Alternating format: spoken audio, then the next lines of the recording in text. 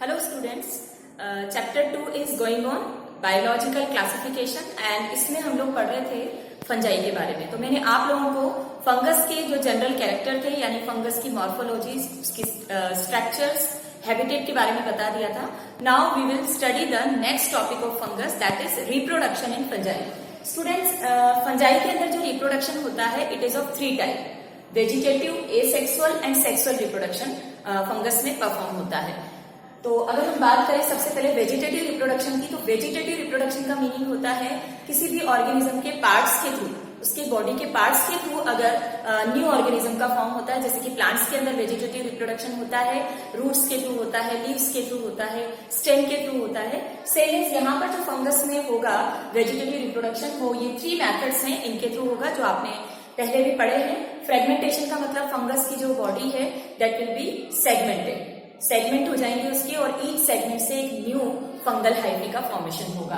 Then budding, budding जो reproduction होता है, इसके अंदर एक आउटग्रोथ आउटवर्ड डायरेक्शन के अंदर निकलती है। जो फंगस होगा उससे एक आउटग्रोथ निकलेगी और ये आउटग्रोथ धीरे धीरे धीरे इंक्रीज होती जाएगी साइज में एंड अल्टीमेटली डिटेच हो जाएगी अपनी पुरानी वाली बॉडी से और एक नया फंगस बनाएगी। तो ये होता है बडिंग। एंड फिजन आप लोगों ने पढ़ा है अमीबा के अंदर भी, जिसमें बॉडी ब्रेकडाउन हो जाती है। बाइनरी फिजन जो आप पढ़ के आए हैं उसमें अमीबा की बॉडी 2 पार्ट्स में डिवाइड हो जाती है और ईच पार्ट से एक नया अमीबा बनता है। सेम यहाँ पर भी जो इसकी बॉडी है वो डिवाइडेड हो जाएगी और हर बॉडी के पार्ट से एक नया फंगस का फॉर्मेशन होगा।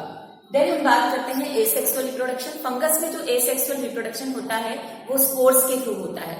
स्पोर्स जो होते हैं वो यूनिसेलुलर होते हैं and they are just seed like, ये आपको बिल्कुल सीड की तरह दिखाई देते हैं और ये स्पेशल टाइप की बॉडीज के अंदर बनते हैं। रिप्रोडक्टिव बॉडी होती है फंगस के अंदर जिन्हें हम फ्रूटिंग बॉडीज बोलते हैं।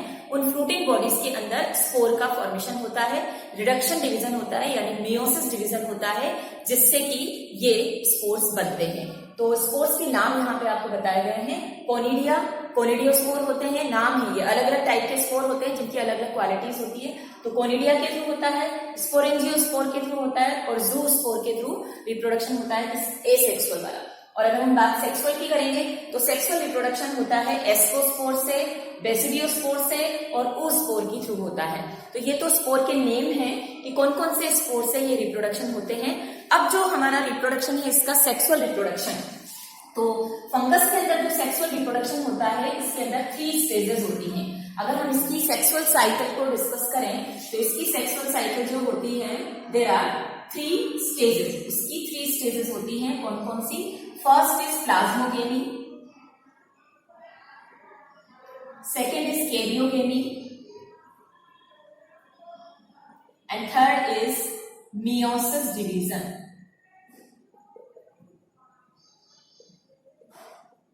तो सबसे पहले हम यहाँ पे बात कर रहे हैं प्लाज्मोगेमी की। बेटा यहाँ पर आपको एक चीज मैं क्लियर कर दूं, हम पढ़ रहे हैं सेक्सुअल रिप्रोडक्शन।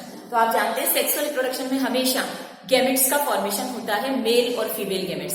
फंगस में भी मेल और फीमेल तो हम नहीं बोलते, लेकिन हाँ इसके अंदर जो हाइफी होते हैं वो अलग अलग होते हैं। एक हाइफी और दूसरा हाइफी अलग अलग गैमेट्स का फॉर्मेशन करते हैं। एक मेल गैमेट की तरह बिहेव करता है और एक दूसरा फीमेल गैमेट की तरह, और उन हाइफी का फ्यूजन हो जाता है जिससे कि एक नया डिप्लॉइड हाइफी बनेगा। तो ये किस तरीके से होता है? तो पहले हम यहाँ पर बात करते हैं प्लाज्मोगेमी की। What is the meaning of plasmogamy? Plasmogamy का मतलब होता है fusion of protoplasm. Fusion of protoplasm आप सबने पढ़ा है। प्रोटोप्लाज्म क्या होता है? सेल के अंदर प्रेजेंट होता है प्रोटोप्लाज्म। प्रोटोप्लाज्म यानी अगर आप इसको समझें प्रोटोप्लाज्म किसे कहते हैं, तो साइटोप्लाज्म प्लस न्यूक्लियस, इन दोनों को मिला के हम बोलते हैं प्रोटोप्लाज्म।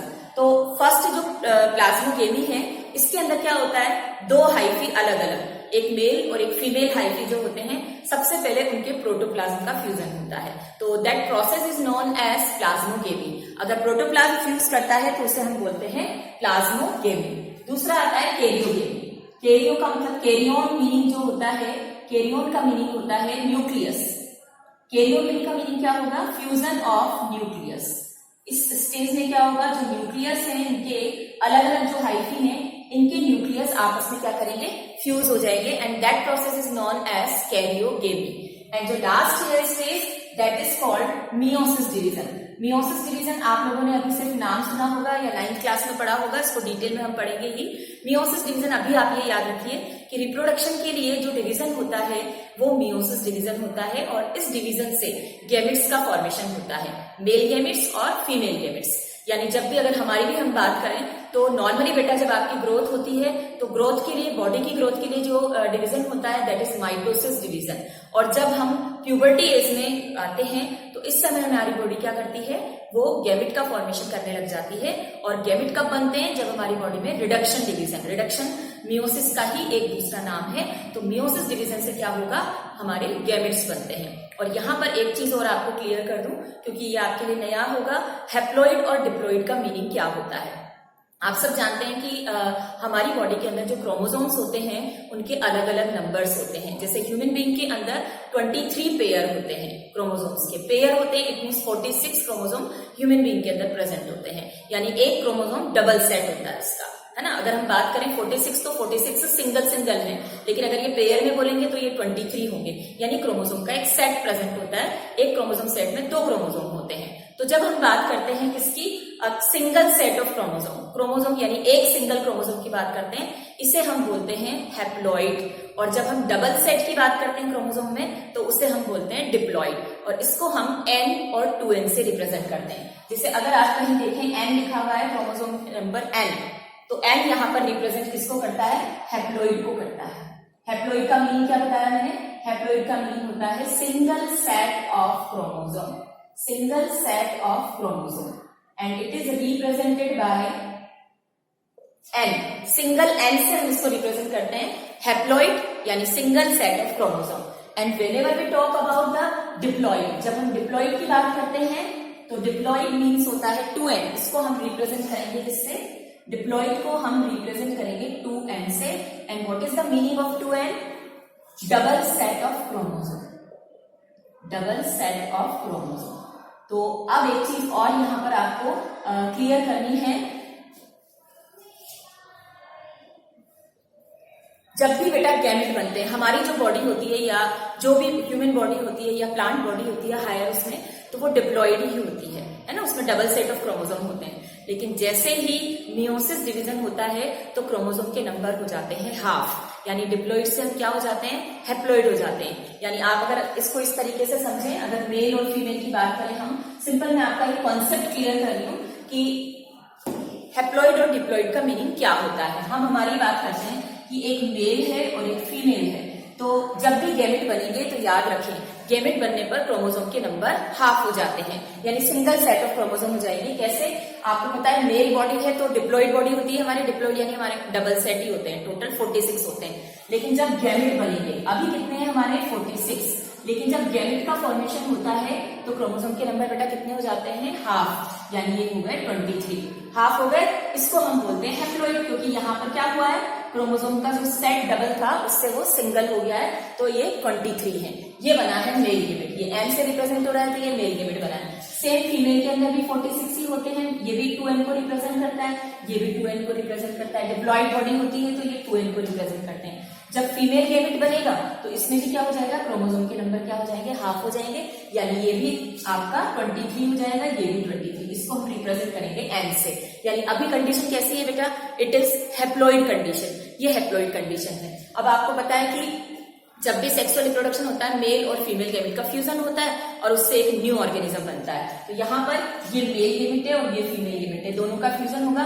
फ्यूजन होकर जो ऑर्गेनिज्म बनेगा न्यू, तो आप देखिए 23 टोटल कितने हो गए 46। तो वापस से जो हमारी कंडीशन हो जाती है वो कौन सी हो जाती है, डिप्लॉइड, जो कि ह्यूमन बीइंग है वो डिप्लॉइड होता है। फिर ऐसे गैमेट बनेंगे तो क्रोमोसोम के नंबर हाफ हो जाते हैं। तो ये कॉन्सेप्ट आपको ध्यान रखना है कि डिप्लॉइड का मीनिंग क्या होता है एंड हैप्लॉइड का मीनिंग क्या होता है। हैप्लॉइड का मीनिंग सिंगल सेट, डिप्लॉइड का meaning double set of chromosome. तो यहाँ पर हम इसकी स्टेजेस पढ़ रहे हैं, 3 स्टेजेस बताई मैंने।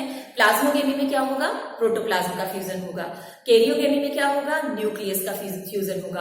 और जो लास्ट मैंने आपको बताई थी दैट इज मियोसिस। मियोसिस का मतलब क्या होगा, रिडक्शन डिवीजन। ये रिडक्शन डिवीजन है और इससे क्या बनते हैं बेटा, स्पोर बनते हैं। जब मैंने बताया था आपको कि सेक्सुअल रिप्रोडक्शन स्पोर्स के थ्रू होता है, स्पोर्स बनते हैं इसमें, जैसे कि नाम बताया था मैंने आपको, एस्कोस्पोर है, बेसिडियोस्पोर है। तो ये स्पोर बनेंगे मियोसिस डिवीजन से। और हमेशा ध्यान रखें, जब भी मियोसिस डिवीजन होता है किसी में भी हो, उसमें क्रोमोसोम के नंबर हाफ हो जाते हैं, यानी हैप्लॉइड कंडीशन आ जाएगी। तो ये जो स्पोर बनते हैं ये कैसे होते हैं, ये हैप्लॉइड होते हैं। ये कॉन्सेप्ट आपको ध्यान रखना है। तो ये 3 स्टेजेस आपको सेक्सुअल रिप्रोडक्शन में नजर आएगी। अब ये होता कैसे है, तो देखिए ये एक हाइफी है और ये एक हाइफी है। ये दोनों ही हाइफी अभी कैसे हैं, एन और एन। आपको बताया मैंने एन और एन है ना। ये अभी हैप्लॉइड कंडीशन है। 2 हाइफी क्या होते हैं, जब भी सेक्सुअल रिप्रोडक्शन होता है अलग अलग फंगस के 2 हाइफी एक दूसरे के पास में आते हैं, जो कि हैप्लॉइड कंडीशन में होते हैं। इन दोनों का फ्यूजन हो जाता है और फ्यूजन होकर ये कंडीशन क्या हो जाती है, 2n, यानी ये डिप्लॉइड कंडीशन हो जाएगी। इसके अंदर पहले प्लाज्मोगेमी होगी, देन कैरियोगेमी होगी। फ्यूजन होने के बाद ये कंडीशन 2n हो जाती है। ये जनरल सभी फंगस के अंदर ऐसा होता है कि 2 अलग अलग हैप्लॉइड हाइफी मिलकर क्या बनाते हैं, एक डिप्लॉइड कंडीशन बनाते हैं। लेकिन अब यहाँ पर आपको एक स्पेशल चीज याद रखनी है। हमारे पास 2 ऐसे ग्रुप हैं फंगस के, 2 ऐसे क्लास हैं। आगे जाके आप फंगस को क्लासेस में डिवाइड करेंगे कि कितने पार्ट्स में इनको क्लासिफाई किया गया है। तो 2 क्लासेस होती हैं इसकी, एक तो एस्कोमाइसिटीज, आप अभी बाद में पढ़ेंगे, और दूसरी बेसिडियोमाइसिटीज। इन दोनों क्लासेस के अंदर इमीडिएटली जो ये फ्यूजन होता है ये नहीं होता। इन दोनों के बीच की एक स्टेज परफॉर्म होती है, and that phase is known as dikaryon phase. क्या होती है मैं आपको बता रही हूं। एक डाइकैरियोन फेज बनती है, ये एक इंटरवेनिंग फेज होती है। इंटरवेनिंग का मतलब होता है बीच की, मध्य की, बिल्कुल सेंटर की। इंटरवेनिंग फेज यानी एकदम से टेम्परेरी फेज होती है, इसके बाद ये कंप्लीट हो जाएगा, लेकिन ये टेम्परेरी फेज बनेगी। इस फेज का मतलब क्या होता है कि ये दोनों हैं, इसमें एक न्यूक्लियस है, इसमें एक न्यूक्लियस है। ये जब दोनों फ्यूज करते हैं तो न्यूक्लियस का भी फ्यूजन होता है। जब भी फ्यूजन होता है तो ध्यान रखें, साइटोप्लाज्म के साथ साथ न्यूक्लियस का भी फ्यूजन होता है, लेकिन नॉर्मली तो न्यूक्लियस फ्यूज होकर ये एक डिप्लॉइड न्यूक्लियस बना देते हैं, है ना। दोनों के न्यूक्लियस फ्यूज होकर एक डिप्लॉइड न्यूक्लियस बन जाता है। ये नॉर्मल फंगस के अंदर रिप्रोडक्शन होता है। लेकिन जब डाइकैरियोन फेज की बात करते हैं तो डाइकैरियोन में ये दोनों फ्यूज तो होते हैं, लेकिन फ्यूज होने के फौरन बाद इनमें क्या होता है, दोनों न्यूक्लियस एक ही सेल में प्रेजेंट है, एक ही हाइफी में प्रेजेंट है, लेकिन न्यूक्लियस अभी फ्यूज नहीं होते। तो ये स्टेज 2n नहीं कहलाएगी, क्योंकि इसके अंदर n और n अलग अलग है। अभी ये दोनों n अलग है, इन दोनों n का फ्यूजन नहीं हुआ है। ये एक टेम्परेरी स्टेज बनती है जिसे हम डाइकैरियोन या डाइकैरियोटिक फेज के नाम से जानते हैं, जिसमें न्यूक्लियस इमीडिएट फ्यूज नहीं होते। आफ्टर सम टाइम दे फ्यूज, उसके बाद ये फ्यूज हो जाएंगे और फिर आएगी आपकी कंडीशन 2n वाली। लेकिन ये ध्यान रखना है कि जो हमारे फंगस हैं, कौन सी वाले ग्रुप के, एस्कोमाइसिटीज एंड बेसिडियोमाइसिटीज, इनके अंदर डायरेक्टली 2n फेज नहीं आती, एक मीडिएटरी फेज बनेगी। और इस मीडिएटरी फेज को हम क्या बोलते हैं, डाइकैरियोन। डाई का मतलब ही होता है बेटा 2 और कैरियोन का मतलब होता है न्यूक्लियस, यानी इस फेज के अंदर 2 न्यूक्लियस होंगे। और नॉर्मली क्या होता है बेटा, 2 न्यूक्लियस नहीं होते। जब 2 अलग अलग फ्यूजन होता है किसका, हाइफी का, तो उनके न्यूक्लियस का भी फ्यूजन होता है। बट इनमें क्या होगा, डाइकैरियोन फेज में इमीडिएटली दोनों के न्यूक्लियस फ्यूज नहीं होंगे, एक मीडिएटरी फेज प्रेजेंट होगी जिसमें दोनों n+n होंगे। इसको हम बोलेंगे ये दोनों न्यूक्लियस अलग अलग है तो इनको n+n बोलेंगे, लेकिन 2n जब तक नहीं बोलेंगे जब तक इनका फ्यूजन नहीं होगा। आफ्टर सम टाइम इस फेज के बाद ये क्या करते हैं, फ्यूज हो जाते हैं, फिर ये डिप्लॉइड बन जाएगा, लेकिन इससे पहले नहीं होता। और जब ये फेज होगी, अब देखिए मियोसिस डिवीजन में स्पोर बनते हैं, मैंने आपको बताया, रिडक्शन डिवीजन होगा, स्पोर बनेंगे। तो स्पोर कहाँ बनते हैं, स्पेशल टाइप की बॉडीज होती है जिन्हें हम फ्रूटिंग बॉडीज बोलते हैं। इन फ्रूटिंग बॉडीज के अंदर स्पोर बनते हैं। मैंने आपको जो डायग्राम बनाया था कल जब मैंने पढ़ाया था, उसमें आपको एक डायग्राम बताया था फंगस की स्ट्रक्चर का।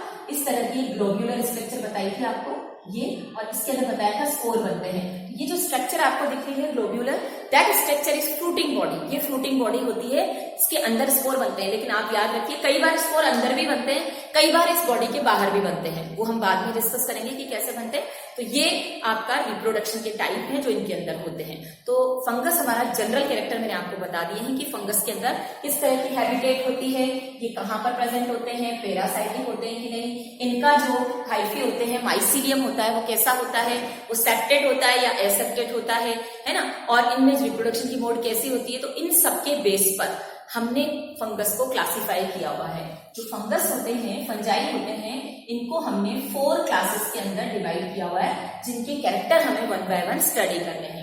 सबसे पहले हम ये एक ऑर्डर में चलेंगे, हम प्रिमिटिव से एडवांस की तरफ। तो सबसे पहले जो फंगस होते हैं वो फाइकोमाइसीटीज क्लास के अंदर आएंगे। इसकी जो क्लास है फाइकोमाइसीटीज, फर्स्ट क्लास जो होती है दैट इज कॉल्ड फाइकोमाइसीटीज। इसके बाद की जो क्लास आएगी दैट इज एस्कोमाइसीटीज, देन आएगी बेसिडियोमाइसीटीज, एंड द लास्ट इज ड्यूटेरोमाइसीटीज।